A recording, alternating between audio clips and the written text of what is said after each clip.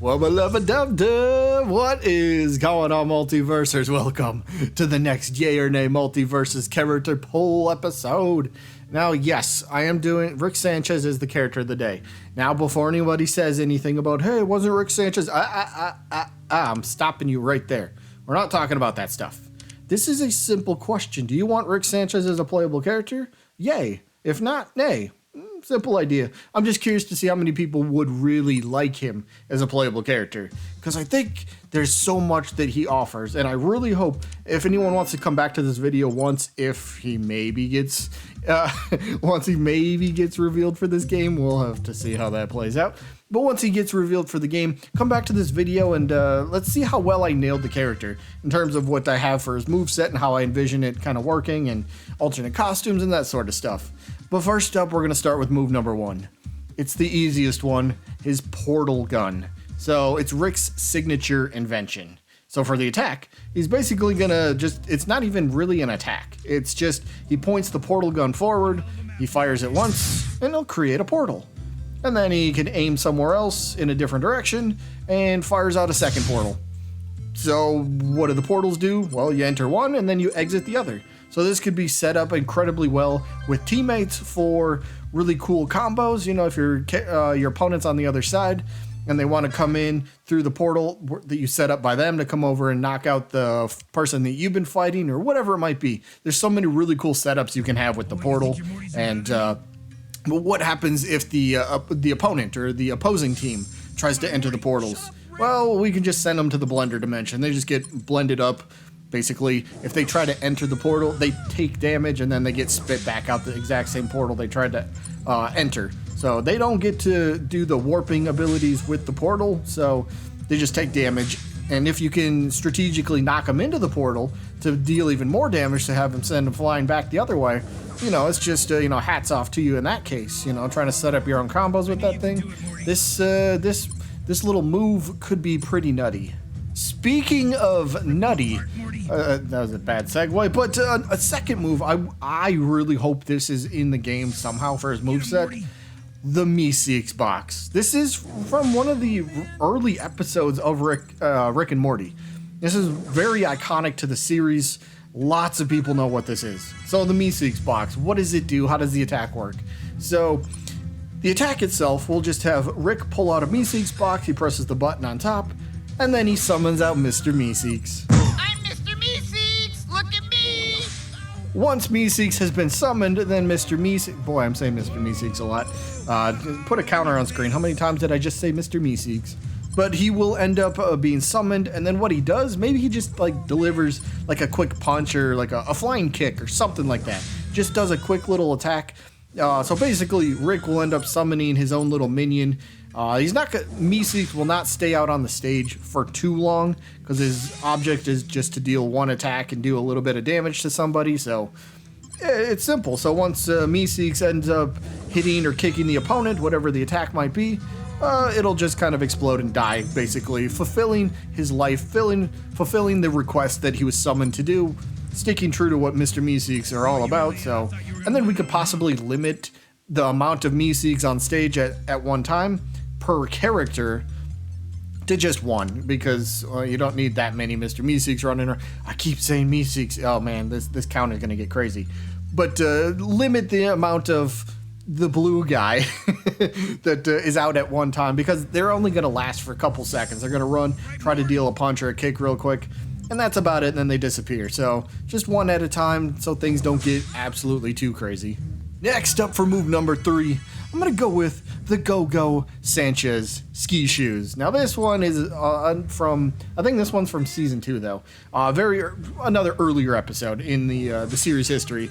But this one will have Rick Sanchez basically call forth his ski shoes. So the attack itself will have a little bit of a startup lag to it because the ski shoes have to appear on his foot, or his feet, I should say, because they're going to appear on both feet. But then he blasts off straight forwards at incredibly fast pace.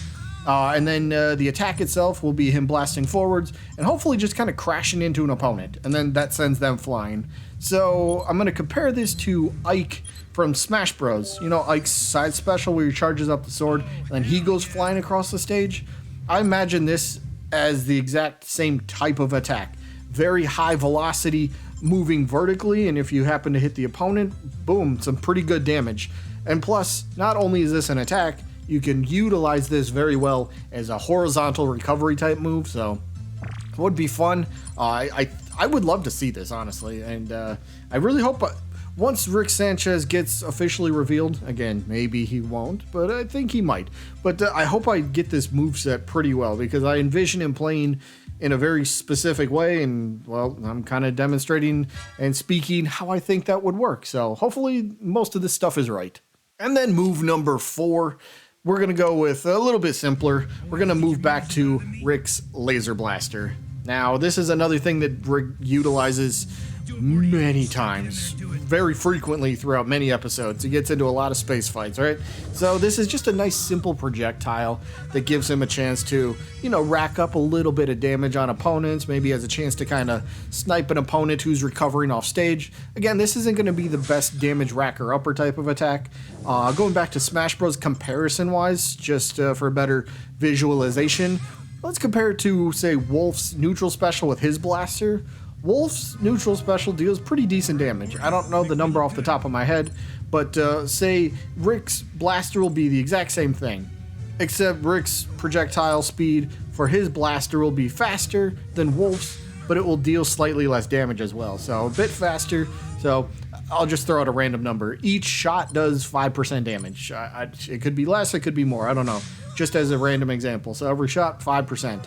But if you utilize it, 18 times in a row, well, then you're going to have decrease to overall damage that it puts out. So yeah, you can't spam it to always get 5%, but it's a decent mix-up option every now and then.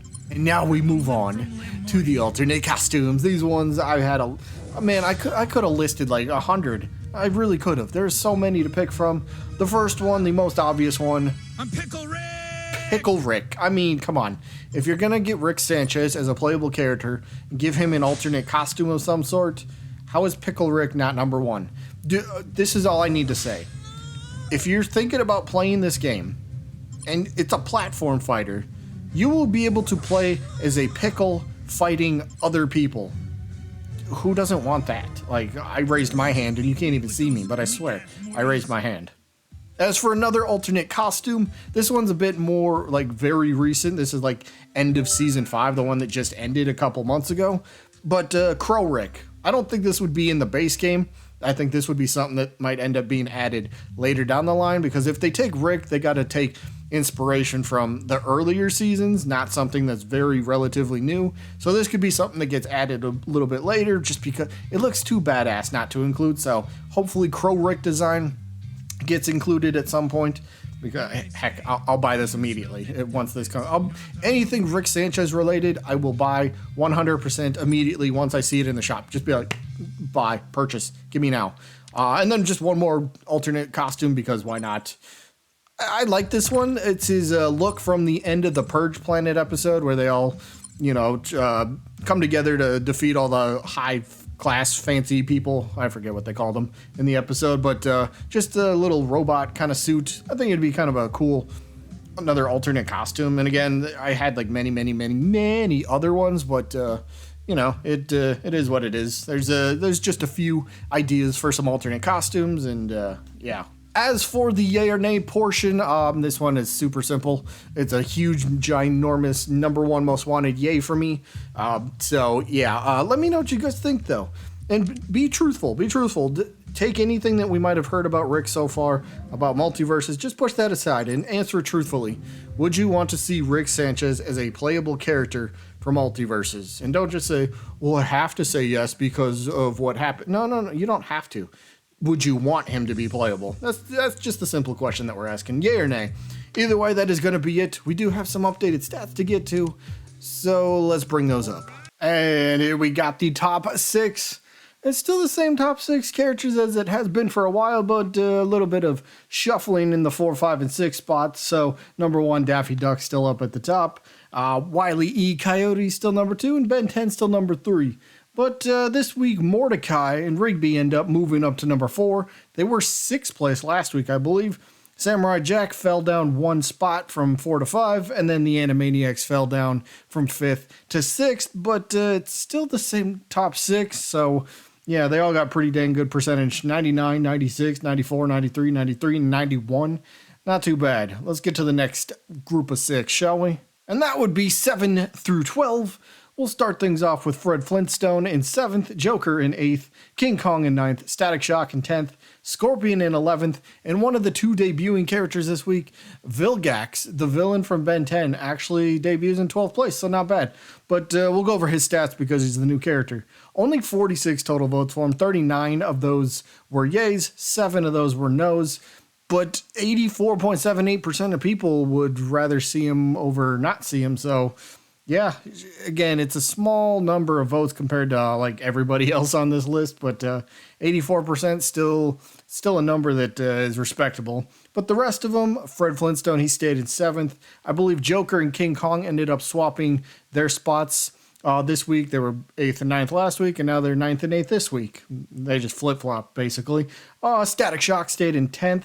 And I believe Scorpion stayed in 11th, so for the most part, 7 through 12 stayed the same, except the new debuting Vilgax, which ended up pushing this character into 13th, which is Godzilla in 13th. So Godzilla, 13, Popeye, the other debuting character, in 14th place, Mojo, Jojo in 15th, Scooby-Doo in 16th, Pibby in 17th, and Gumball in 18th place. So we'll start with Popeye. He had a little bit more votes than Vilgax did, but Popeye, 54 total votes, 45 yeses, 9 no's. Popeye got 83.33% of people voted yes to no, so that's not bad at all. Not bad at all. A ton of characters have like 80% and above, which is absolutely nuts. But yeah, that's Popeye. Again, Godzilla fell down 1 spot because Vilgax pushed him down here, so maybe Godzilla retaliates next week. We'll have to wait and find out. But Mojo in 15th, like I said, 81% for him. He fell down actually 1 whole percent from last week, so kind of a big dropper. Scooby-Doo actually moved up percentage-wise almost a whole percent. Scooby's now sitting at a very solid 80%, and he's trending upwards, so that's pretty good for him. Pibby also trending upwards percentage-wise, moved up over half a percentage from last time we seen the stats. And then Gumball actually fell down very slightly, fell down 0.18%. So falling is never good, but hopefully Gumball can rebound next time. And that leaves the last 2 characters to go over, which is Sonic the Hedgehog in Spinel. So Sonic actually trending upwards percentage-wise, moved up by 0.29%, so slight percent, but it's still better than nothing, right? And then Spinel actually had a big drop this week, lost 1.87% of votes. I believe, I want to say it was like 3 votes, and then it was like 1 yes and 2 no's, so that's not good. Spinel continues to drop, but it is what it is. Not everybody can rise, not everybody can fall. Some people stay the same, but there you go. There's our top, 20 characters so far. We'll be back again probably in, a week or 2 with the next updated stats. We'll have more new characters to go over, but that's then. Today's wrapping up. Hope you guys enjoyed as always. And I guess I'll see you when I'm looking at you.